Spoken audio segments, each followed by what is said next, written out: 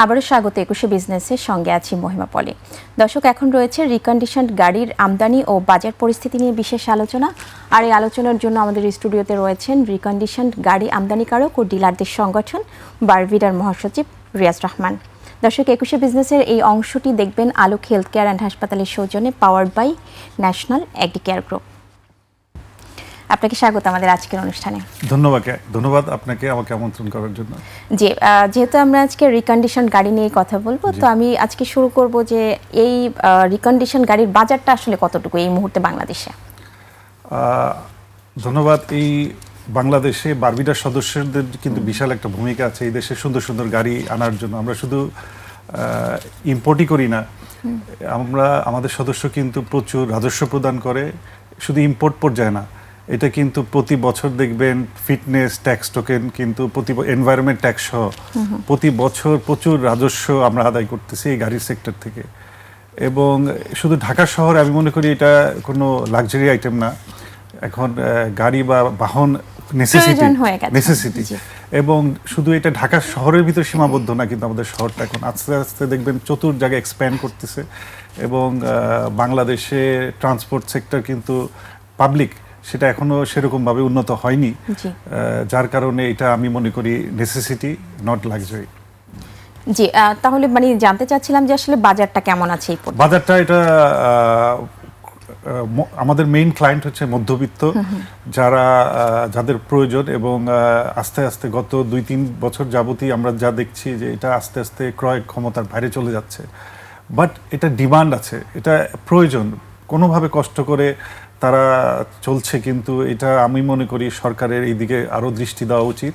যার কারণে গত 1 বছর যাবত আমরা চেষ্টা করতেছি যে কিভাবে এই মধ্যবিত্ত, যেটা একটা বিশাল বড় আপনার একটা লোক, বিশাল আপনার এটার ডিমান্ড আছে, সেটা কিভাবে পূরণ করা যেতে পারে আমরা চেষ্টা করছি। বারভিডা বিভিন্ন মন্ত্রণালয় সব জায়গায় আমরা যে কথা বলেছি, এবং কিভাবে এটা আরও সুন্দরভাবে পরিচালনা করা যায়, কিভাবে ডিউটি আপনার কিভাবে এই মধ্যবিত্তদের টার্গেট করে আমরা তাদের হাতে ভালো সুন্দর গাড়ি উপহার দিতে পারি, সে বিষয়ে আমরা আলোচনা করেছি।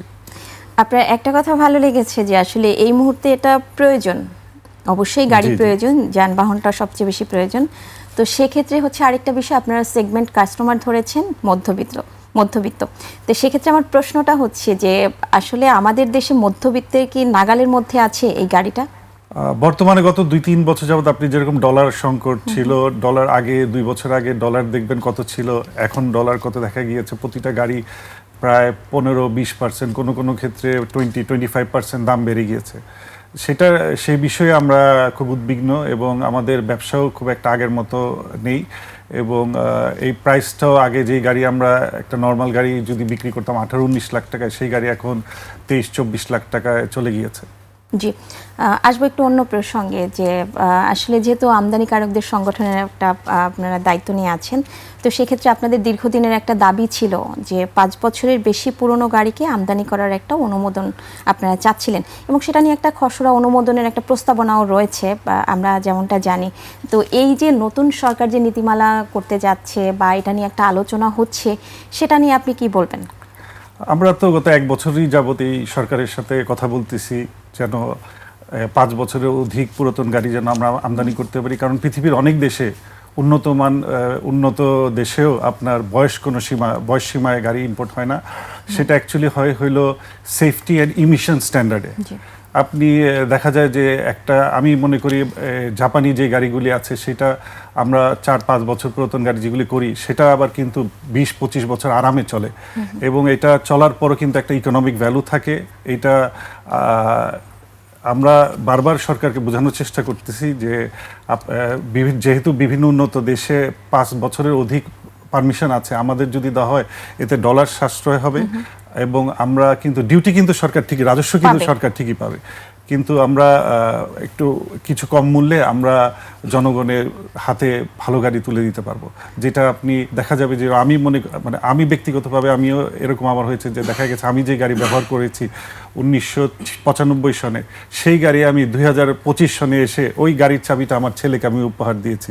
তো একটা গাড়ি ইকোনমিক ভ্যালু যদি থাকে, সেই গাড়ি যদি 25-30 বছর আরামে চালানো যায়, তো এতে দেশেরও মঙ্গল, আমি মনে করি, এবং ডলারও অনেক সাশ্রয় হবে।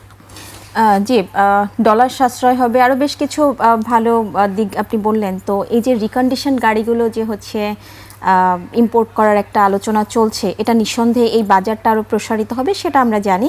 আরেকটা বিষয় হচ্ছে সরকার গভর্নমেন্ট ট্যাক্স পাবে, সেটাও ঠিক আছে।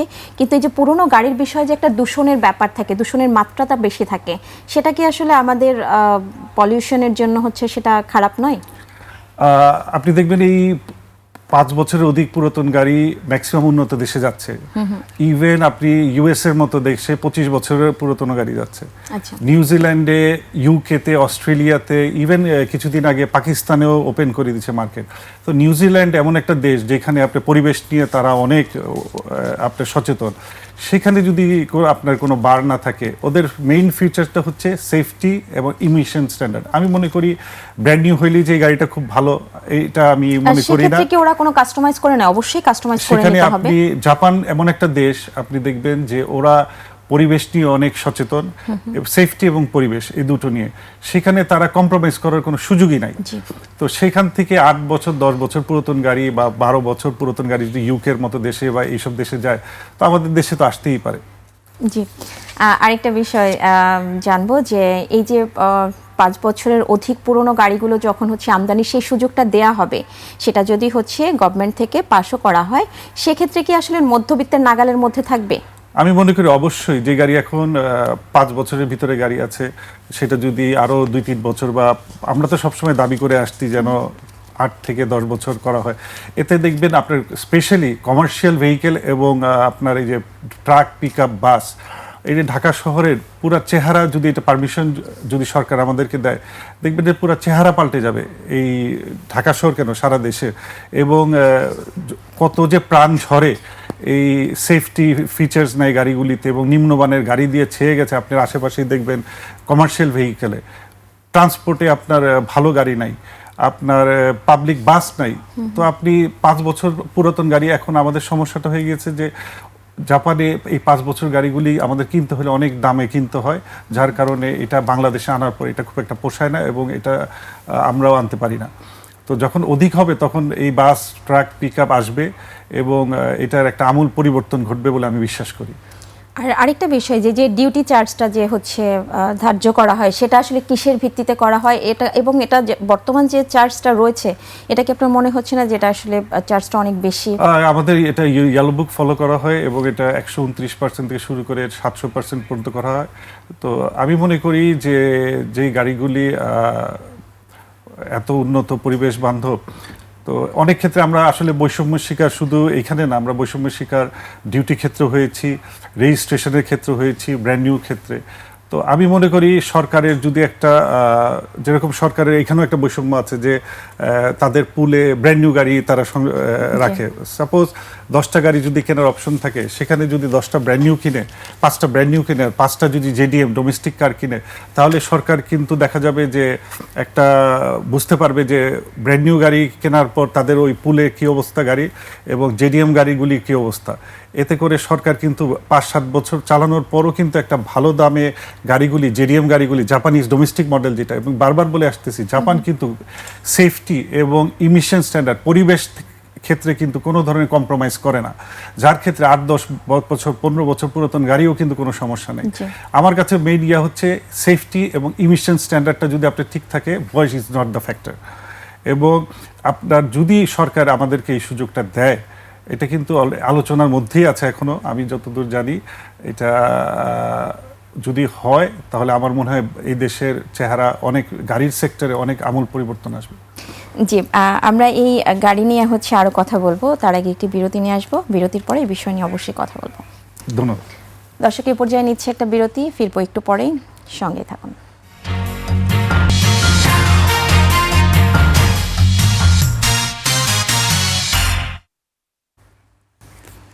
আবারও স্বাগত 21 বিজনেসের সঙ্গে আছি মহিমা পলি। বিরতির আগে রিকন্ডিশন গাড়ির আমদানি ও বাজার পরিস্থিতি নিয়ে কথা বলছিলাম। রিকন্ডিশন গাড়ি আমদানিকারক ও ডিলারদের সংগঠন বারপিডার মহাসচিব রিয়াজ রহমানের সঙ্গে। প্রিয় দর্শক, 21 বিজনেসের অংশটি দেখছেন আলোক হেলথ কেয়ার অ্যান্ড হাসপাতালের সৌজন্যে, powered by national agri care group. আমরা আবারও আলোচনায় ফিরছি। আমি একটু শুরু করব যে আসলে বিশ্বের অন্যান্য দেশে, যেখানে আমি যদি একটু পার্শ্ববর্তী দেশ ভারতের কথাও বলি, যে অন্যান্য দেশে কিন্তু আসলে যে গাড়িটা এখন পার্সোনাল রিকোয়ারমেন্ট হয়ে গেছে, যেটা আমরা বিরতির আগে এই বিষয়টা নিয়ে কথা বলছিলাম, সেটা আমাদের দেশে এখনো বিলাসী পণ্য হিসেবে রয়ে গেছে। এটা আসলে কেন, কারণ কি? এটা আমি মনে করি এটা সরকারের দৃষ্টিভঙ্গি পরিবর্তন হওয়া উচিত। এবং আমি একটু আগে আপনাকে বললাম, এটা কিন্তু বিলাসিত পণ্য না, এটা নেসেসিটি। এবং আমাদেরকে যদি সরকার আসলেই যদি বয়স বৃদ্ধি করে এবং আপনার কমার্শিয়াল গাড়িগুলি স্পেশালি, এতে আপনি দেখবেন যে একটা স্ট্যাটিস্টিক্স দেখবেন গত 5 বছরে কত অ্যাক্সিডেন্টের কারণে মৃত্যু ঘটেছে জাস্ট ডিউ টু নিম্নমানের গাড়ি। এবং কমার্শিয়াল ভেহিকেল, এই আমাদের জাপানি গাড়িগুলি, উন্নত গাড়িগুলি কিন্তু অলমোস্ট ভ্যানিশ হয়ে গিয়েছে ইম্পোর্টেড থেকে, কারণ পার্শ্ববর্তী দেশ এদের নিম্নমানের গাড়ি দিয়ে ছেয়ে গেছে। এবং এই গাড়িগুলি 3-4 বছর পর দেখা যায় যে এদের ঠিকানা হয় ধোলাইখাল অথবা ভাঙারি ঘরে। সো এই ক্ষেত্রে শুধু জনগণ যারা কিনছে তারা প্রতারিত হচ্ছে না, একটা যুদ্ধেও এত লোক মারা যায় না প্রতি বছর আমাদের দেশে যত অ্যাক্সিডেন্টে মৃত্যুবরণ করে। এবং আমি মনে করি স্পেশালি দেখেন একটা আইসিইউ, অ্যাম্বুলেন্স, এই ক্ষেত্রে আপনার এটা কোনো বয়স সীমায় থাকা উচিত না। আইসিইউ অ্যাম্বুলেন্স ঢাকা শহরে বা বাংলাদেশে কয়টা আপনি হাসপাতালে আছে?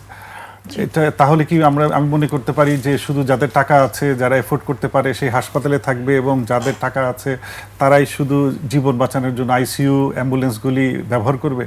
এটা বয়স যদি উঠিয়ে দেওয়া হয় আইসিইউ অ্যাম্বুলেন্সের ক্ষেত্রে, কোনো বয়স থাকবে না, তাহলে দেখা যাবে অনেক, যেটার দাম অনেক কয়েক কোটি টাকা, সেটা আপনি অনেক কম মূল্যে জাপান থেকে আমদানি করতে পারবো। এবং গ্রামে গঞ্জে বিভিন্ন হাসপাতালে এই আইসিইউ অ্যাম্বুলেন্সগুলি কিন্তু আমরা সরবরাহ করতে পারবো। এবং আপনি দেখবেন এই কোভিডে এবং এই রিসেন্টলি আমাদের যে হাইয়েস্ট গাড়িতে যে অ্যাম্বুলেন্সগুলি হয়, এটা কিন্তু প্রত্যেক হাসপাতালের সামনে দেখবেন যে ভূমিকা তারা পালন করছে, এটা আমি মনে করি না হলে কিন্তু এটা মুখ থুবড়ে পড়তো এই অ্যাম্বুলেন্সের ক্ষেত্রে। এই যে মানে বলছেন যে আসলে আমদানি করার বিষয়টি, যে আমদানি করতে পারবো, এই যে আমদানি যে আমরা করছি সেটার পেছনে ব্যারিয়ারটা কি, মানে কি ধরনের সমস্যাগুলো ফেস করছি আমরা এই সেক্টরটাকে ডেভেলপ করার জন্য? আমরা রিসেন্টলি যেটা আরো দেখেছি যে কোভিডের পর জাপানে কিন্তু প্রোডাকশন অনেক কমে গিয়েছিল, যার কারণে কিন্তু গাড়িগুলি পাওয়া যাচ্ছে না। এটা কিন্তু একটা মূল ফ্যাক্টর এই গাড়িগুলির দাম বাড়ার ক্ষেত্রে। ডলার তো আছেই, সাথে আপনার এই গাড়িগুলি আপনার না পাওয়ার ক্ষেত্রে দেখা যায় আমরা কিনতে গেলে দাম বেশি পড়ে। ওই একই মডেলের গাড়ি যদি আমরা 2 বছর বা 3 বছর, একই জিনিস জাস্ট 2-3 বছর পুরাতন আমদানির ক্ষেত্রে যদি আমরা সুযোগ পাই, সেক্ষেত্রে দেখা যাবে যে বেশ কিছু ডলারে কম মূল্যে আমরা ইম্পোর্ট করতে পারবো। এবং এতে কিন্তু আমাদের ডলার অনেক, বারবার বলতেছি, ডলার অনেক সাশ্রয় হবে। এবং আপনার সেফটি এবং ইমিশন স্ট্যান্ডার্ডটা আমরা যদি ঠিক রাখি, ওই মানদণ্ডটা, তাহলেই কিন্তু আমাদের এই দেশে আমরা মধ্যবিত্তের ভিতরে এই কিছুটা কম মূল্যে আমরা গাড়িগুলি সরবরাহ করতে পারবো। জি, আরেকটা বিষয় হচ্ছে, আপনি কিছুক্ষণ আগে বলছিলেন যে রাজস্ব আদায়ের বিষয়টি, যে রাজস্ব আদায়ের পরিমাণটা কত আসলে এই সেক্টরটার, আর যে আমরা প্রবলেম ফেস করছি, আপনি যেটা বলছিলেন কিছুক্ষণ আগে যে বেশ কিছু প্রবলেম আমরা ফেস করছি আমদানির ক্ষেত্রে, আমাদের আসলে কি কি সমস্যাগুলো আপনারা ফেস করছেন? আপনার সাথে যখন আমার অফেয়ার কথা হচ্ছিল তখন আপনি বন্দরের কিছু চ্যালেঞ্জের কথা বলছিলেন, এই জায়গাগুলোতে আসলে কি কি চ্যালেঞ্জ ফেস করা হয়? যেরকম 30 দিন পার হলে আপনার নিলামে চলে যাচ্ছে গাড়ি, তারপর আপনার ওয়ারফ্রেন্টের একটা ইস্যু, অনেক টাকা আমাদের এখন দিতে হয়, চট্টগ্রামে বিশাল অঙ্ক হয়ে গেছে। এবং খুলনা, আমি তো মনে করি খুলনাতে ম্যাক্সিমাম আমাদের গাড়ির থেকেই তারা রাজস্ব পায়। সেখানে যদি সরকার মনে করে যে 30 দিনের জায়গায় 60 দিন করা গেল নিলামের ক্ষেত্রে, একটা এসআরও জারি করে বা যেভাবে সরকার করে, তাহলে কিন্তু আমাদের এই ব্যবসায়ীদের উপকার হবে। কারণ আলটিমেটলি কিন্তু দেখবেন যে যেই টাকাটা যোগ হয় সেটা কিন্তু কাস্টমারের পকেট থেকেই যায়।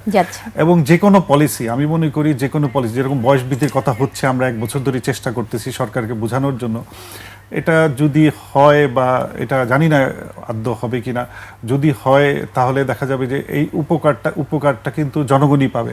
যে কোনো পলিসি আমি মনে করি যে জনগণের জন্য, জনগণ যদি উপকৃত হয় তাহলে সাকসেস। যেরকম আমরা এর আগে আমরা অনেক 5-7 বছর আগে যখন হাইব্রিড গাড়ি নিয়ে কথা বলেছি, এই হাইব্রিড গাড়ি চালু করতে আমাদের লেগেছিল 2-3 বছর, বুঝাইতে সরকারের সাথে। সব জিনিসই যদি এরকম ফাইলবন্দি হয়ে যায়, তাহলে আসলে সরকার, জনগণ কখন উপকার হবে? যখন ওই হাইব্রিড গাড়ি আপনার টেকনোলজি চলে যাবে, আরেক নতুন টেকনোলজি আসবে, যেরকম এখন জাপানে নতুন টেকনোলজি চলে আসছে 2026 সন থেকে হচ্ছে হাইড্রোজেন। আমি একটু ইন্টারাপ্ট করবো এখানে, এই যেহেতু আপনি হাইব্রিড গাড়ি নিয়ে কথা বলছিলেন, আমাদের দেশে যেহেতু একটু পানি হলেই জলাবদ্ধতার পরিমাণ বেড়ে যায়, সেখানে হাইব্রিড গাড়িগুলো আসলে কতটা এটা ভালো কাজ করে, এটা আসলে আমাদের জন্য কিনা? আপনি জাপানি গাড়ি, যে কোনো জাপানি গাড়ি, স্পেশালি টয়োটা, এটা হলো বাংলাদেশে পরীক্ষিত গাড়ি, 40-50 বছর ধরে চলছে এবং এটা অ্যাডপ্ট করে ফেলেছে। এবং জনগণ, আপনি টেকনাফ থেকে তেঁতুলে আপনি যেখানেই যাবেন, গাড়ির কোনো প্রবলেম হলে কিন্তু আপনি সেখানে টেকনিশিয়ান থেকে শুরু করে আপনি স্পেয়ার পার্টস কিন্তু অ্যাভেলেবল পাচ্ছেন এবং কোথাও আপনাকে কিন্তু প্রবলেম ফেস করতে হবে না। এবং আমি আরও মনে করি যে যেখানে ঢাকা শহর, চট্টগ্রাম, যেখানে 2-3 ঘন্টা বৃষ্টি হয়, বৃষ্টি হইলেই যেখানে দেখবেন যে হাঁটু কোমর পানি হয়ে যায়, সেখানে কিন্তু অন্যান্য গাড়ি যেরকম ইলেকট্রিক ভেহিকেল বা যেগুলো আমরা এখন কথা বলি, সেগুলির অবস্থা কি হবে, এটা কিন্তু আমার কিন্তু খুব আমি মানে খুব উদ্বিগ্ন এই বিষয়ে। যেরকম এগুলো দে আর নট ডিজাইন ফর, আমি মনে করি বাংলাদেশে এই পানির ভিতরে চলার জন্য, ইলেকট্রিক গাড়িগুলি না। বাট আপনি দেখবেন যে হাইব্রিড গাড়ি বলেন, নর্মাল গাড়ি বলেন, এগুলো কিন্তু বাংলাদেশের রাস্তার সাথে কিন্তু এটা অ্যাডপ্ট করে ফেলেছে। এবং স্পেশালি স্পেয়ার পার্টস বললাম এবং আপনার টেকনিশিয়ানের ক্ষেত্রে এই সেক্টরে কিন্তু শুধু আমরা যে আছি সেটা না, এই সেক্টরে কিন্তু প্রায় লক্ষ লক্ষ লোক জড়িত। যেরকম আপনার আমরা 10-12 বছর পর গাড়িটা ব্যবহার করার পর আমরা কিন্তু বিক্রি করে দিই। জি, আমরা একেবারে শেষ পর্যায়ে চলে এসেছি। খুব ছোট্ট করে জানতে চাইবো যে এই যে 5 বছরের অধিক গাড়িগুলো যে হচ্ছে আমদানির একটা আলোচনা চলছে বা এটা নিয়ে একটা প্রস্তাবনা দেওয়া হয়েছে, তো সেক্ষেত্রে আসলে এটা সাধারণের নাগালের মধ্যে থাকবে কতটুকু, বা গাড়ির দামটাই বা কত কমতে পারে? একটু আগে যে আমি বললাম 5 বছরের ভিতরে যে গাড়িগুলি আছে, দেখা যায় যে সেম মডেলের গাড়ি যখন আমরা 2-3 বছর আমরা বেশি আনতে পারবো, তখন দেখা যায় বেশ কিছু কম মূল্যে, কারণ আমাদের ডলার কিনতে তখন কম ডলার পড়বে। কিন্তু ডিউটি আমরা চাই সরকার ডিউটি রাজস্ব ঠিক পাক, কিন্তু যে ডলারটা আমরা জাপানে, আমি যদি এক্স্যাক্টলি ফিগারটা জানতে চাই তাহলে কি পরিমাণ কমতে পারে সেক্ষেত্রে? এটা ডিপেন্ড করে আপনার ওই সময় মার্কেট প্রাইসের উপরে ডিপেন্ড করে। বাট আমার পার্সোনাল ধারণা বেশ কিছু মূল্য কমবে, যেহেতু আমাদের পারচেজ কেনাটা, এটা বিভিন্ন এক এক গাড়ির থেকে এক এক গাড়ি ডিফার করে। যেরকম নর্মাল আমি যদি মনে করি যে এক্সিও, অ্যাকুয়া বা নর্মাল ফিল্ডার গাড়িগুলি, দেখা যায় যে $2-3,000 এখানে ডিফারেন্স। এলিয়েন প্রিমিও তখন সহজভাবে পাওয়া যাবে। এর আগে আমি যেটা আপনাকে বললাম, কোভিড টাইমের কিন্তু প্রোডাকশন হয়নি জাপানে, যার কারণে এই গাড়িগুলি এখন জাপান থেকে কিনতে গেলে আমাদের দাম বেশি পড়ে। যখন আপনি 2-3 বছর অধিক পুরাতন গাড়ি আমরা কিনতে পারবো, তখন কিন্তু অ্যাভেলেবেল গাড়ি পাবো, তখন কিন্তু অটোমেটিক্যালি কিন্তু ওই 5 বছর পুরাতন গাড়ির দামটা আমরা প্রেশারটা কমবে এবং অন্যান্য গাড়ির আপনার ভ্যারাইটিস বাড়বে, তখন কিন্তু দাম অটোমেটিক্যালি কমবে। এটা আমাদের কিছু করতে হবে না, ডিমান্ড এন্ড সাপ্লাই। একেবারেই শেষ পর্যায়ে চলে এসেছি, আমরা এখানে আজকে শেষ করব। আপনাকে অনেক ধন্যবাদ আজকে আমাদের সঙ্গে এখানে উপস্থিত হবার জন্য। জি, আপনাকেও ধন্যবাদ জানাচ্ছি। দর্শক, এতক্ষণ রিকন্ডিশন গাড়ির আমদানি ও বাজার পরিস্থিতির নানা দিক ও করণীয় নিয়ে কথা বলছিলেন রিকন্ডিশন গাড়ি আমদানিকারক ও ডিলারদের সংগঠন বারভিডার মহাসচিব রিয়াজ রহমান। নিচ্ছে একটা বিরতি, 2টা 30 মিনিটে আবারও ফিরে আসবে 21 বিজনেসে। দেখার আমন্ত্রণ রইল, 21-এর সঙ্গেই থাকুন।